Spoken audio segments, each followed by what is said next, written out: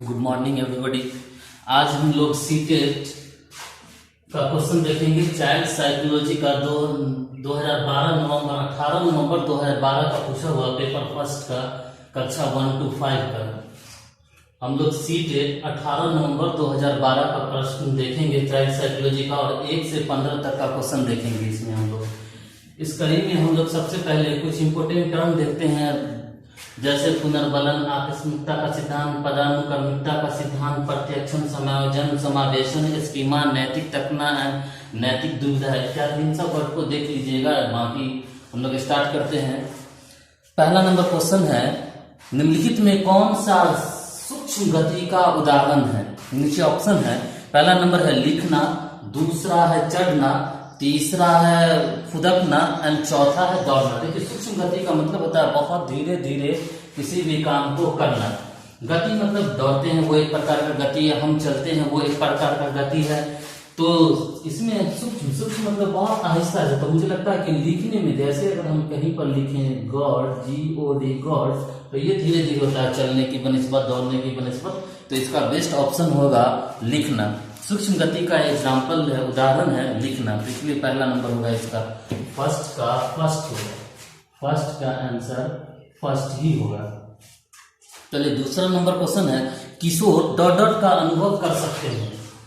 किशोर के वैसे भी किशोर के बारे में कहा जाता है कि किशोर अवस्था एक ऐसा अवस्था है जिसको आंधी तूफान का अवस्था कहा जाता है।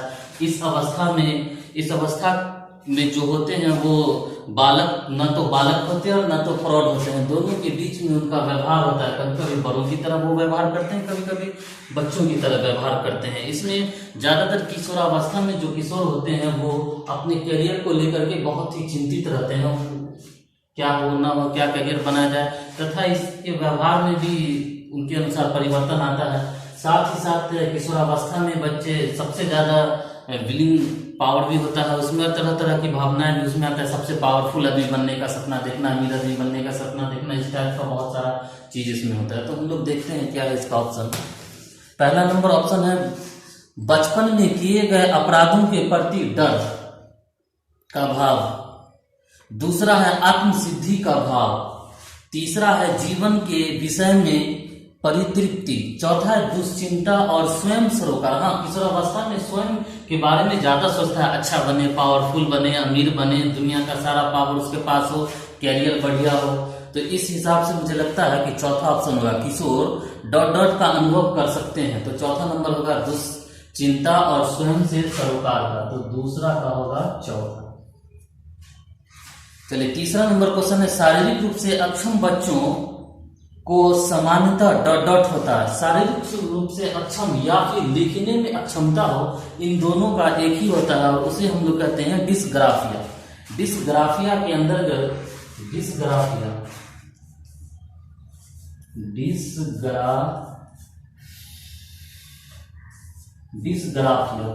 डिस्ग्राफिया से जो ग्रसित बच्चे होते हैं उनको शारीरिक रूप से जो विकार होता है उसमें भी कैटेगराइज किया गया, और लिखने संबंधी में तो आप डिस्ग्राफिया मानेंगे।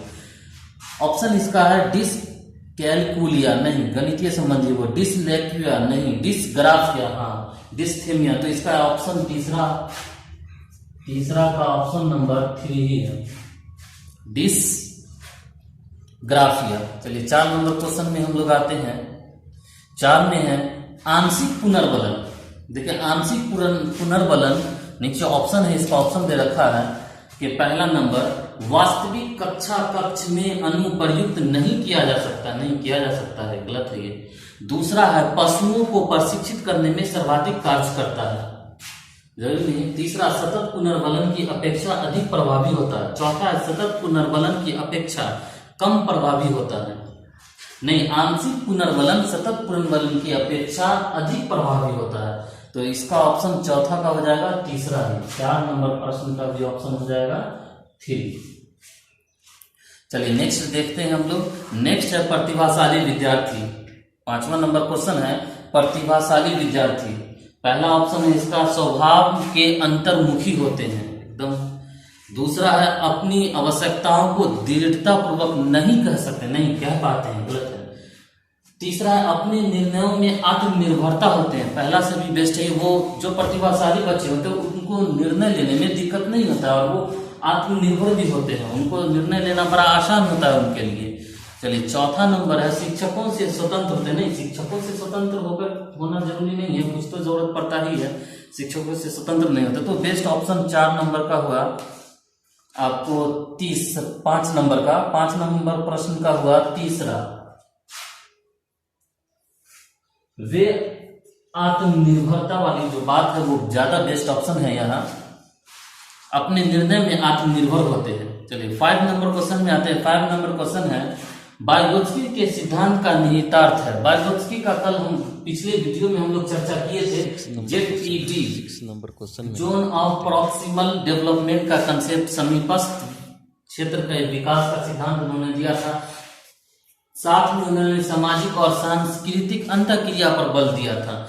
जब भी उनके बारे में आए तो कम से कम इन बातों का ध्यान रख के ही क्वेश्चन करेंगे हम लोग। देखें पहला ऑप्शन क्या है।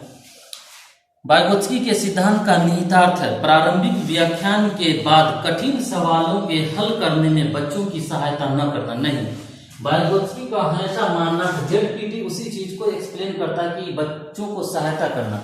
जब छोटे बच्चे को सहायता करते हैं तो उनके सीखने का रेट बढ़ जाता है, जल्दी सीखते हैं, काम करने का क्षमता बढ़ जाता है, सीखने का क्षमता बढ़ जाता है। इसीलिए ये तो होगा ही नहीं। दूसरा है बच्चे उन बच्चों की संगति में श्रेष्ठतम रूप से सीखते हैं जिनका बुद्धि लब्धांक उनके बुद्धि लब्धांक से कम है। नहीं, कम बुद्धि लब्धांक वाले के साथ बच्चों का सीखना शायद संभव नहीं है।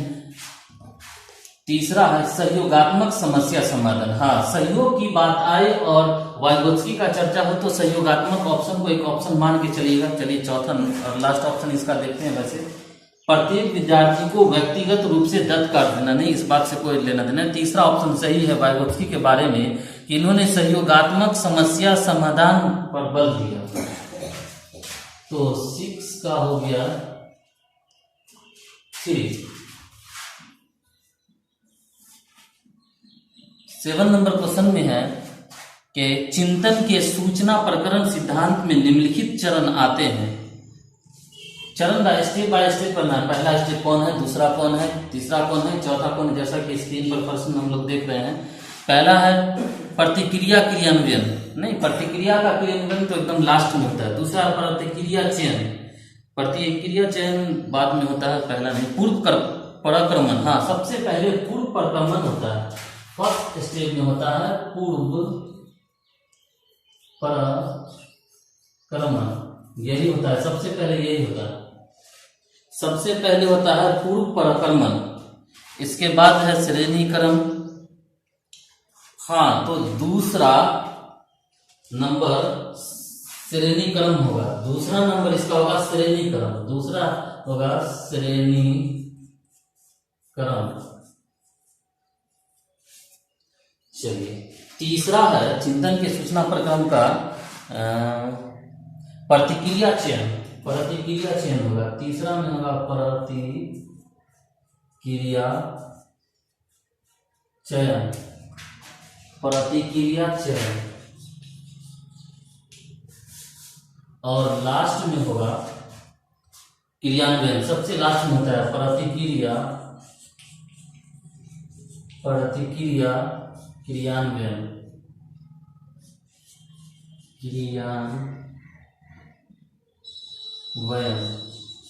तो ये लास्ट में होगा। इस ऑर्डर के अनुसार हम लोग देख लेते हैं कि कहाँ पे सबसे पहले पहला में दूसरा दिया प्रतिक्रिया चरण, पहले नहीं, ये नहीं होगा। दूसरा में तीसरा पूर्व पराक्रमण, हाँ होगा। उसके बाद पहला दे दिया क्रियान्वयन, नहीं, दूसरा ऑप्शन इसीलिए नहीं होगा। तीसरा में दे रहा है तीसरा पहले पूर्व पराक्रमण, सही है। फिर दे रहा है दू मतलब प्रतिक्रिया चरण, नहीं। हाँ, चौथा ठीक है, पहला 3 दे रहा है मतलब पूर्व पराक्रमण, ठीक है। इसके बाद दे रहा है चौथा श्रेणीक्रम, ठीक है। इसके बाद दे रहा है दूसरा प्रतिक्रिया चयन, ठीक है। और तब फर्स्ट दे रहा है प्रतिक्रिया क्रियान्वयन, अर्थात 7 का 7 नंबर का ऑप्शन नंबर हो जाएगा 4। चलिए इसके बाद है 8 नंबर क्वेश्चन। एक बच्चा जो ... से ग्रसित है वह सौ और वाज न्यूक्लियर और क्लियर, 100 को वाज पढ़ देता है, वाज, या वाज को 100 पढ़ देता है। न्यूक्लियर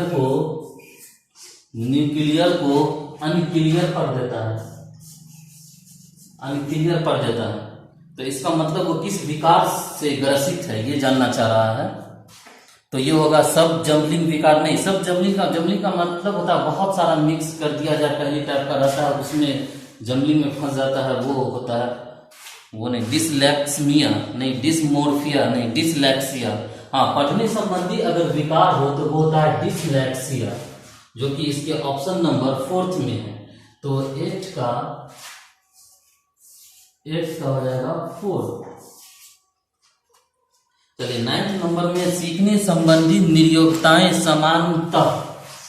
निर्योग्यताएं किसमें पाया जाता है समानतः? ऑप्शन में उसी आधार पर सिलेक्ट करने के लिए कह रहा है। पहला, लड़कियों की तुलना में अधिकतम लड़कों में पाया जाता है। नहीं, निर्योग्यताओं का मतलब किसी भी लिंग या जेंडर से कोई लेना देना नहीं है। निर्योग्यता किसी में भी हो सकता है, इसलिए फर्स्ट ऑप्शन गलत है। दूसरा है, अधिकतम उन बच्चों में पाई जाती है जो शहरी क्षेत्र की अपेक्षा ग्रामीण क्षेत्र से संबंध रखते हैं। नहीं, कभी भी ऐसा नहीं था। ग्रामीण और शहरी क्षेत्र से इस चीज का कोई लेना देना निर्योग्यता का नहीं है। तीसरा, उन बच्चों में पाई जाती है विशेषकर जिनके पैतृक अभिभावक इस प्रकार की समस्या से ग्रसित होते हैं। अनुवांशिकता होता है इस मामले में। निर्योग्यता जो है, सीखने संबंधी निर्योग्यताएं अनुवांशिक होता है। कभी कभी अगर घर में ऐसा पाया कि उनके माँ बाप ने या पूर्वजों में, तो उन बच्चों में भी आ जाता है। तो थोड़ा बहुत ये ऑप्शन होगा, इसको रखते हैं। 4th नंबर देखते हैं ऑप्शन। चौथा, औसत से श्रेष्ठ बुद्धि लब्धि वाले बच्चे में पाए जाते। नहीं, इस बात का कोई नहीं। तो तीसरा बेस्ट ऑप्शन है, उन बच्चों में विशेषता जिनके पैतृक अभिभावक इस प्रकार की समस्याओं से ग्रसित हैं। अर्थात 9th का हो गया, 9th का 3rd हो गया। 3rd ऑप्शन ज्यादा